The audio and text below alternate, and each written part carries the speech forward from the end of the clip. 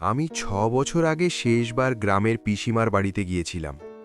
তারপর আর যাওয়া হয়নি। পিসিমা মারা যাবার পর বাড়িটা প্রায় ফাঁকাই পড়েছিল, শুধু মাঝে মাঝে কেউ তালা দেখতে যেত। হঠাৎ একদিন বাবা বললেন, চলো একবার ঘুরে আসি, বাড়িটা নষ্ট হয়ে যাচ্ছে। আমি রাজি হয়ে গেলাম, কিন্তু মনের ভেতর অদ্ভুত একটা অস্বস্তি ছিল, কারণ ছোটবেলায় ওই বাড়িতে কিছু জিনিস আমি কখনো বুঝতে পারিনি। বিকেলের দিকে গ্রামে পৌঁছালাম। পিসিমার বাড়িটা এখনও আগের মতোই, বড় উঠোন, 3 দিক ঘেরা বারান্দা, মাঝখানে কুয়ো। কিন্তু একটা জিনিস বদলে গেছে, বাড়িটা খুব বেশি চুপচাপ। গ্রামে এমন চুপচাপ কখনো হয় না। একজন পাশের বাড়ির কাকিমা আমাকে দেখে বললেন, অনেক দিন পর এলে।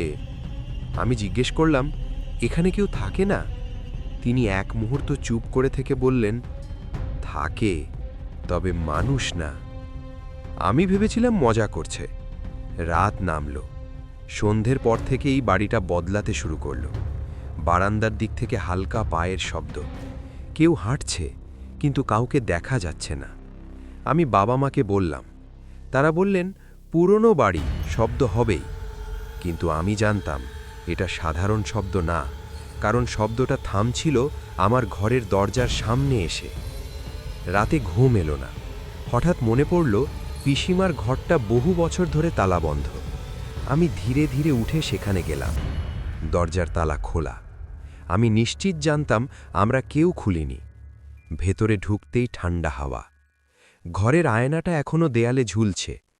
আমি আয়নার সামনে দাঁড়াতেই দেখলাম আমার পেছনে কেউ দাঁড়িয়ে। আমি ঘুরে তাকালাম, কেউ নেই। আবার আয়নার দিকে তাকালাম। এবার আয়নায় আমি একা না, পিসিমা আমার কাঁধে হাত রেখেছে। আমি চিৎকার করে বেরিয়ে এলাম। পরের দিন সকালে গ্রামের সবচেয়ে বয়স্ক লোকটার কাছে গেলাম। তিনি আমার কথা শুনে শুধু বললেন, তুমি জানো না পিসিমা কিভাবে মারা গিয়েছিল? আমি বললাম, স্বাভাবিক মৃত্যু। তিনি মাথা নাড়লেন আর বললেন, না, সে রাতে সে কাউকে নিজের ঘরে ঢুকতে দিয়েছিল। 6 বছর পর পর সে আবার কাউকে ডাকে। আমার গলা শুকিয়ে গেল। আমি জিজ্ঞেস করলাম, কাকে? তিনি আমার চোখের দিকে তাকিয়ে বললেন, যে শেষবার ওর আয়নায় নিজেকে দেখেছিল। সেই রাতে বাড়ি ছাড়ার কথা ছিল, কিন্তু মাঝরাতে ঘুম ভাঙল। কেউ আমার নাম ধরে ডাকছে, একদম পিসিমার গলায়। আমি দরজা খুলে ফেললাম।